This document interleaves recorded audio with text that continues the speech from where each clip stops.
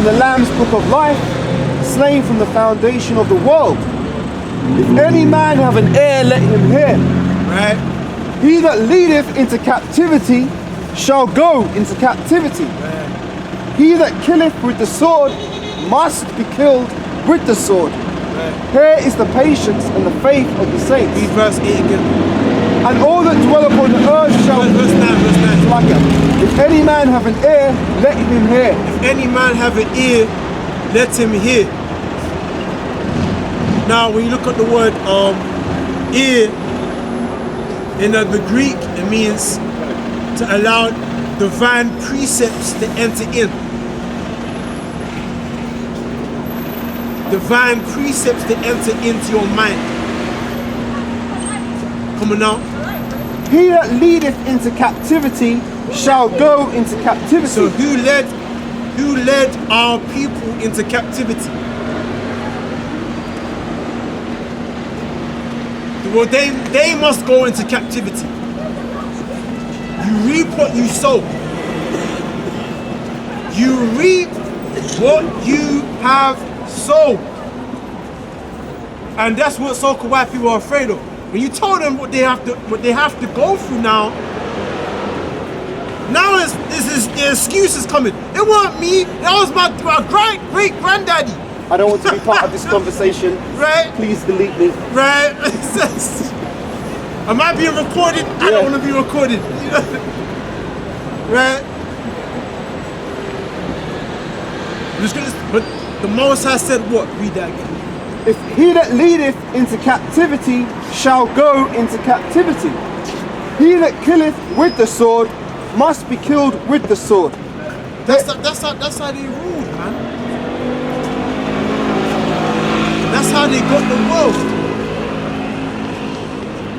That's how they got America. That's how they got Australia. That's how they got South Africa.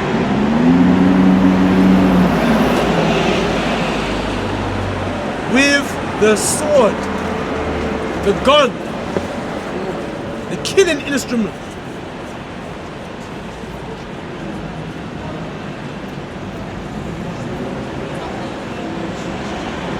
Coming now. Here is the patience and the faith of the saints. I'm telling you. Indirectly. Now all of a sudden we're equal now. We're all equal.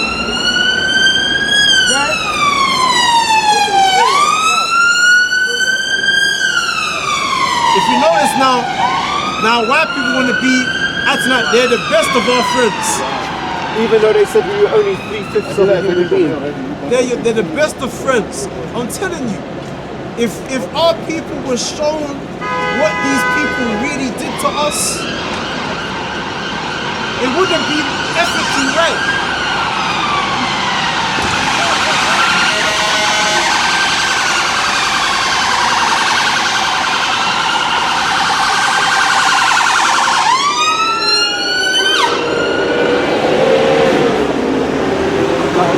Is making you think there's a war going on, isn't it?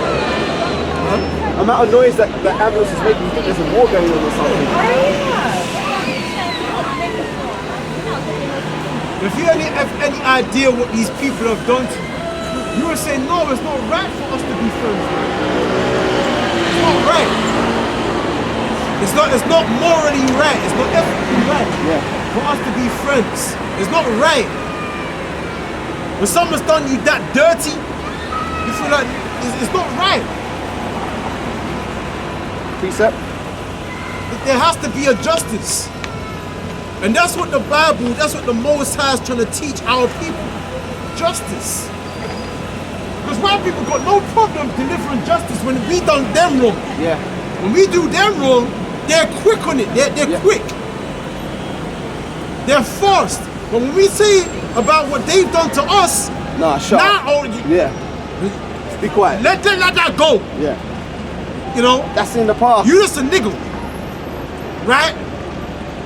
Go back to church and let bygones be bygones. Yeah, turn the other cheek. You know what I'm saying? You know what I'm saying? Yep. That's why in this world you gotta forget this modern day and time. You gotta come out here to the streets, man. They don't say that the righteous man stand up with great boldness against such as afflicted him and made no account of his labours. Because if you as a so-called as an Israelite man, if you truly believe in justice, you say to yourself, no, I don't want nothing to do with this white man's war. That's right. I'm out here to condemn his war, to destruction, to nuclear destruction. It's only right. Because I have no place in his world, man. That's right. Because it's not right. It's not right.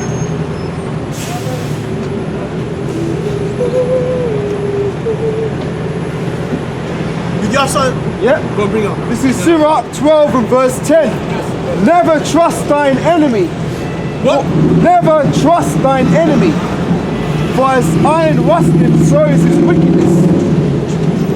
Though he humble himself and go crouching, yet take good heed and beware of him, and thou shalt be unto him as if thou had wiped a looking glass, and thou shalt know that his rust have not altogether been wiped away. Stop read that again. Sirach 12 verse 10. Never trust thine enemy. Never trust. Why is that being part of the book to you?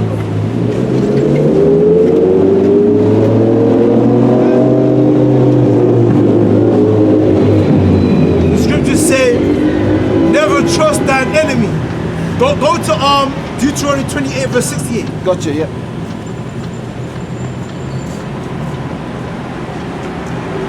You see our people, they want to act like we're all the same. One You love, innit? idiots! You idiots! We're all the same. No, man. What? Right, Deuteronomy 28 verse 68. And the Lord shall bring thee into Egypt again with ships, by the way whereof I spake unto thee. Thou shalt see it no more again, and there you shall be sold unto your enemies. What? And there you shall be sold unto your enemies. And there ye shall be sold unto your enemies.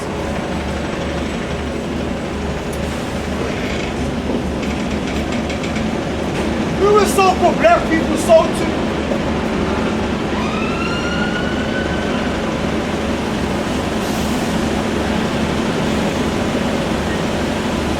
Who was sold for black people sold to?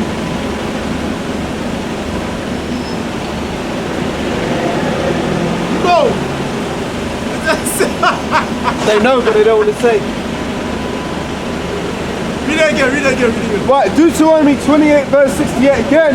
And the Lord shall bring thee into Egypt again with ships. By the Wait, with ships.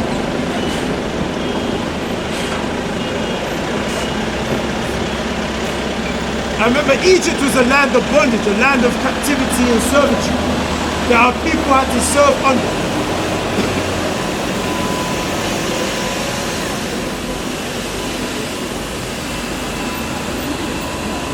And it said that we were brought into Egypt by slave ships. That's the Bible. The Bible is saying that black people were put on slave ships. Come on now, come on. And the Lord shall bring thee into Egypt again with ships, You know you're an Israelite woman. by the way whereof I spake unto thee. Thou shalt see it no more again, and there ye shall be sold unto your enemies. See what? And there ye shall be sold unto your enemies for bondmen and bondwomen, and no man shall buy you. So that's the transatlantic slave trade. That's the transatlantic slave trade in the Bible.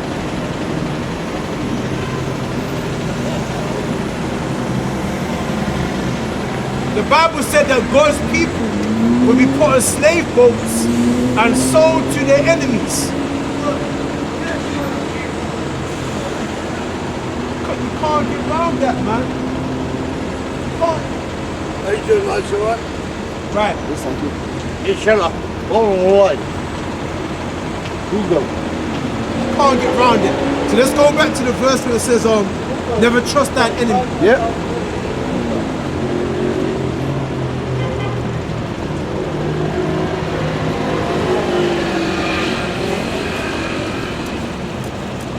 Surah 12 again, 12 and 10 again. You're supposed to be out here in the streets.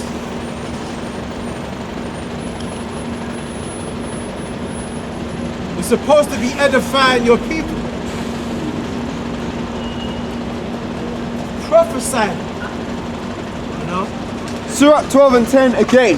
Never trust thine enemy, for like as iron rusteth, so is his wickedness. You assault your enemies. And it's saying never trust them. You see, that's what we call Stockholm syndrome. When you fall in love with your oppressor, your captors, your captivators. Come on now. Though he humble himself and go crouching, yet take good heed and beware of him. Right, so the white man comes and he tries to act like he's now your friend. Yeah. You know? He humbles himself. He say, yeah, I love black people. Yeah. My girlfriend's black. Yeah. My best friend is black. All my friends is black. He tries to humble himself. Yeah. Read that again. Though he humble himself. Though this devil humbles himself and acts like he's one of us. like he's a nigga painted in white. Yeah. Right? Come now. Though he humble himself and go crouching. See this? See that? See this? Right? Yeah. Though he humble himself and go crouching, yet take good heed and beware of him. Take good heed and beware of him.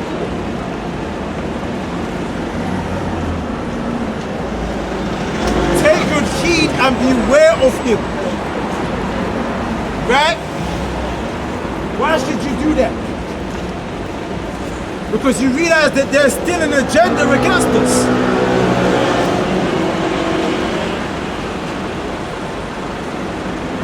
Because if you look at that same so-called white man, he's still jealous of us. He still wants to be like us, man. Deep inside of himself. So beware of him, man. Take good note of him. Even though he has that wickedness under his tongue, it's still there. You know what I'm saying? Yep.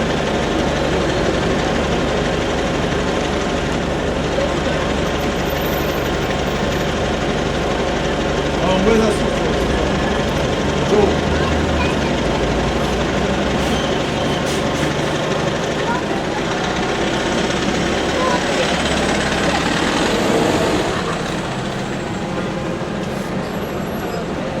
This is Job chapter 20,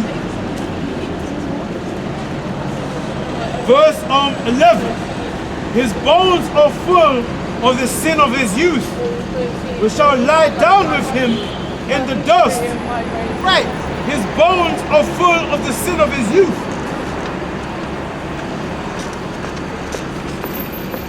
That goes back to what? Cain and Abel. When you go back to Cain and Abel, what did Cain do to his brother? He murdered him. And he showed no remorse for his crime, for his sin. Am I my brother's keeper? Going back to now Esau now, when Cain came back as Esau. And Abel was reincarnated as Jacob. Again, Esau devised plans to kill his brother again. And his anger did tear perpetually. And his anger did tear perpetually. So there was always that war between the righteous and the wicked. There was always that war.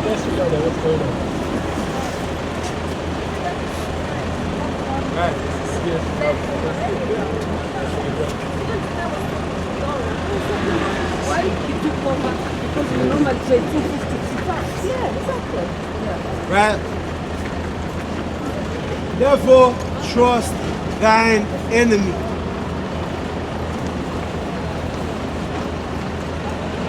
If I may say, Baba Bashar, that's always been Jake's biggest downfall, man.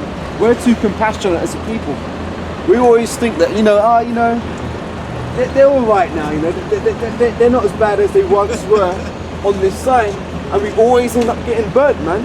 And I'll say that for myself personally, before I knew this truth, I had Edomite friends in the world, and it's the more I started to wake up that I realised, hang on a minute, these guys ain't really for me, man. Right. They're cool to have me around because it makes them look good, because it makes them look like they ain't racist. Yeah, we got a black mate here, yeah, he's one of us. But as soon as you start to have some kind of, as soon as you have an opinion, then they've got a problem with you. Like, who does this nigga think he is? As soon as you have some type of retribution for what they've done to us, now all of a sudden, here comes the excuses. Yep. Here comes the justifications. Here comes the malice. Here comes the, my girlfriend is black. Here comes the, I've got my loads of black best friend friends. is black. Here comes the, I listen to black music, rap and hip hop. As if that makes them one of us. Here comes the I wear Air Max Jordans. So it comes with all of that. This is Job chapter 20, verse 11. His bones are full of the sin of his youth. That's what talk about that old serpent. Going back to Genesis, talk about that serpent that was more subtle than any beast of the field. Right?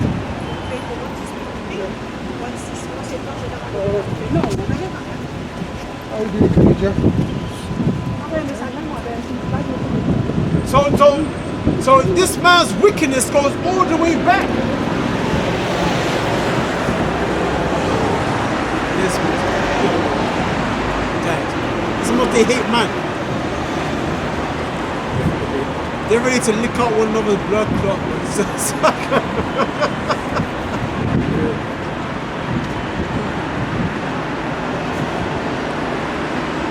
They talk dirt about man. Anyway,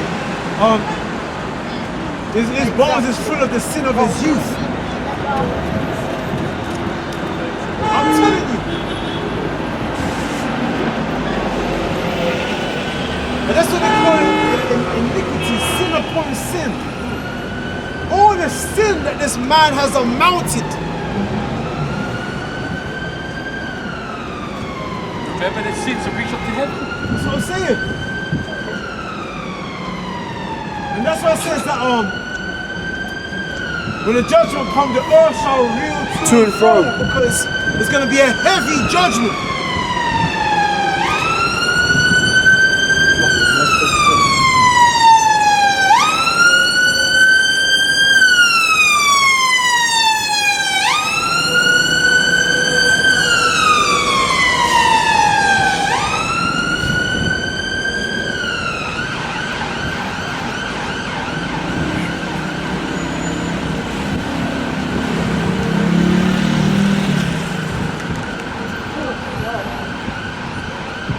So there's a lot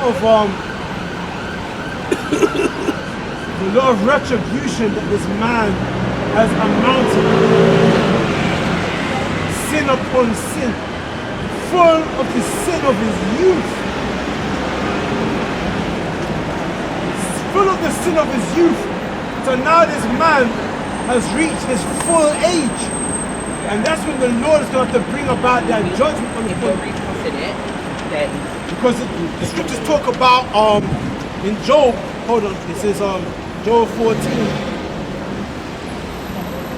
Look at that.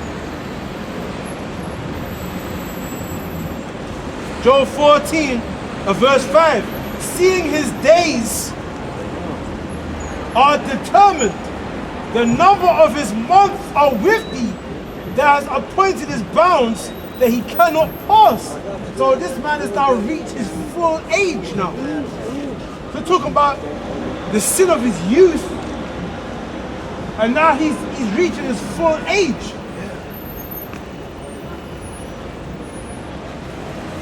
Where now his days are determined and his months are with the Most High. So now when he reached that full age, the height of his sin, his old age, the hoary head of his iniquity, that's when the Most High is going to rain it upon him. So read it. It says, verse 6, turn from him that he may rest till he shall accomplish as an hireling his day. As an hireling his day, man. So the Most High has hired him to accomplish his time, man. He has an allotted time. He's a hireling. He's been hired for a certain amount of time to fulfill his portion. And when his portion is fulfilled, that's when he's given his wages, his reward. And what's his reward? Nuclear destruction. So it says, for there is hope.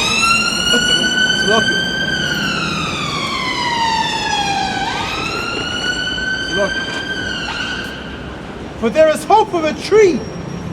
If it be cut down, then it will sprout again, and that the tender branch thereof will not cease. Though the root thereof wax old in the earth, and the stock thereof die in the ground, yet through the scent of water it will bud and bring forth boughs like a plant. Right. There you go. That's the main point. Verse 6. Right?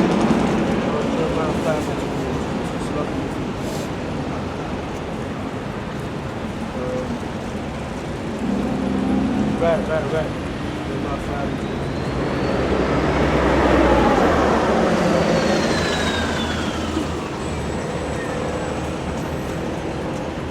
Jeremiah 5. Jeremiah chapter 5, verse 22. Fear ye not me, saith Yahweh.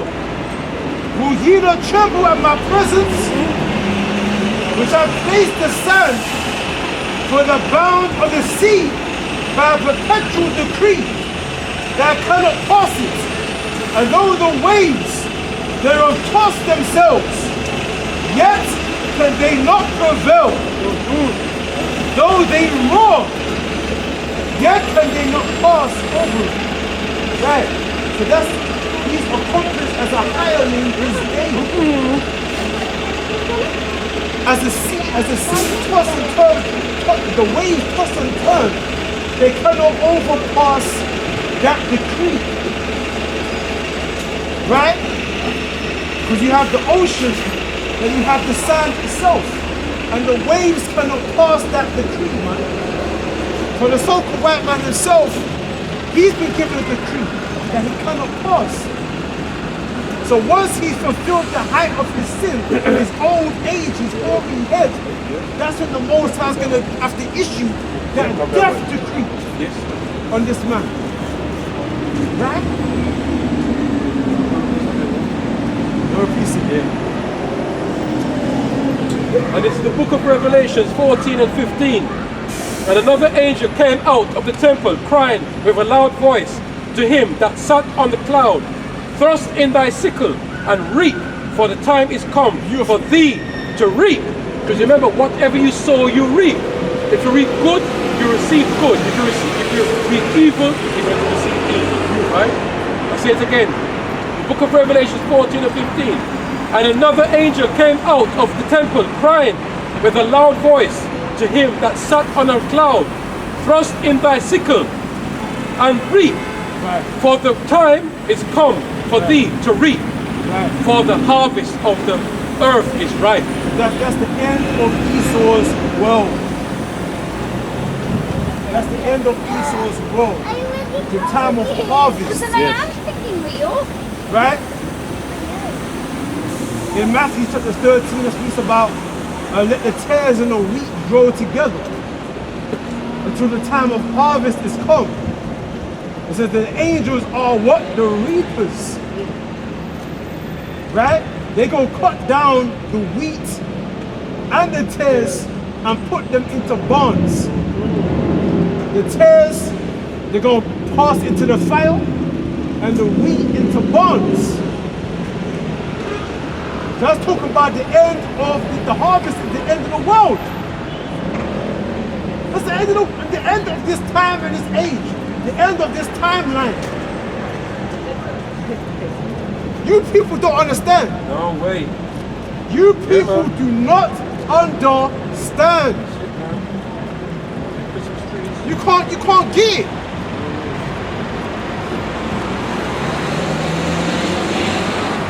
If you could only understand, man. If you could but perceive with your ears and understand with your mind.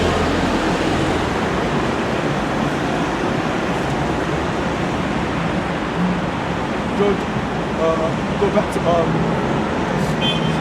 Matthew's verse 10. So Matthew's chapter 13, verse 37. He answered and said unto them, he that soweth the good seed is the Son of Man. Hello, how you doing? The field is the world. The good seed are the children of the kingdom. What's the good seed? The Israelites. Right? The elect of our people. We're the good seed. Right? We're the good seed. Because what did it say? It talks about Satan took away that which is planted, the good seed that was planted in his mind. And the Lord only going to plant this wisdom inside the minds of his elect. So we know that good seed is talking about the elect of the Israelites. The good seed are the children of the kingdom.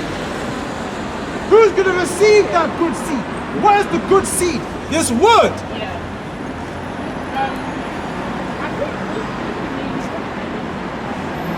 Verse 37, he answered and said unto them, he that soweth the good seed is the son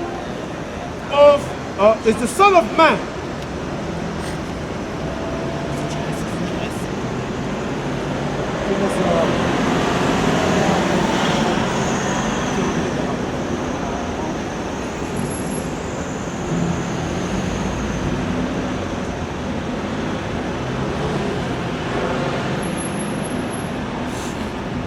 Right.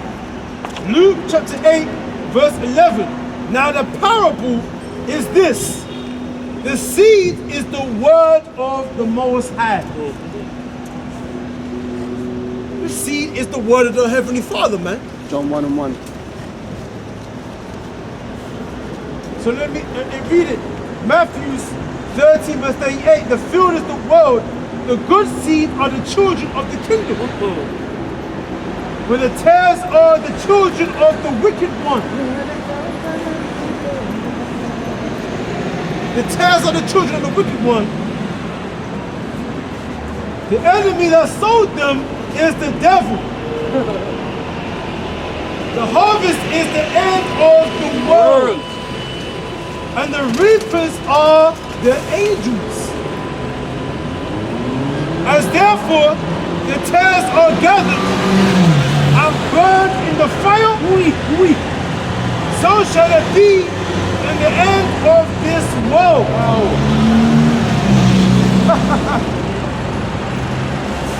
The Son of Man shall send forth his angels, and they shall gather out of his kingdom all things that offend, and them which do iniquity, and shall cast them into a furnace of fire. There shall be wailing and gnashing of teeth. So you know, going back to verse 39, the enemy that sowed them is the devil. The harvest is the end of the world, because the sowing has been done. We've been out here sowing. We've been sowing this word inside the minds of our people. Planting a good seed. We've been planting it. We're the vast representatives of Yahweh Bashem Yahweh Shai. We act as his agents, his secret agents. We act as James Bond on his behalf. We're on his Secret agents. Yeah, man, that 007, man, that 007. 007, 7 represents completion. Yep. 007. Completion. Right?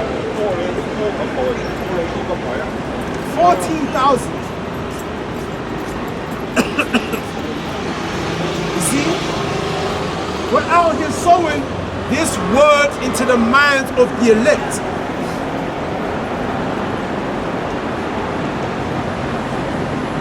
The harvest is the end of the world, and the reapers are the angels. So the end of this time, the end of this timeline, end of this age, the end of this realm, the end of this, that's what they made Pirates of the Caribbean, the end of this world. Oh, at world's end, yeah. The world's end. The angels are the reapers, man. And they're gonna come, and what are they gonna do? They're gonna put the wheat into barns and put the tares into unquenchable fire. Right? And that represents the 2/3 of our people, these other nations, and the so-called white man them. Gold. Nuclear destruction is gonna be the end of your age.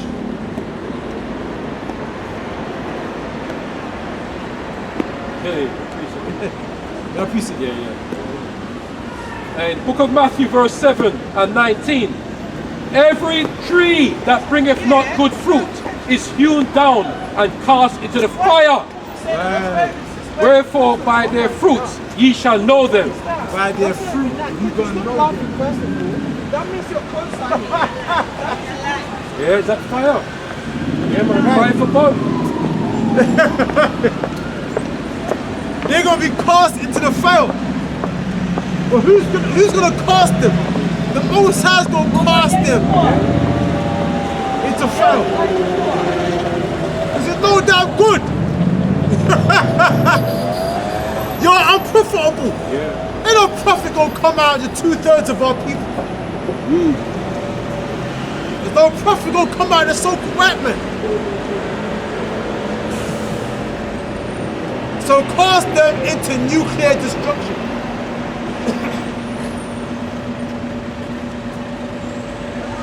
So it says, verse 40, Matthew 13 and 40 is, therefore the tares are gathered and burnt in the fire, so shall it be in the end of this world. The Son of Man shall send forth his angels, and they shall gather out of his kingdom all things that offend, and them which do iniquity, and shall cast them into a furnace of fire.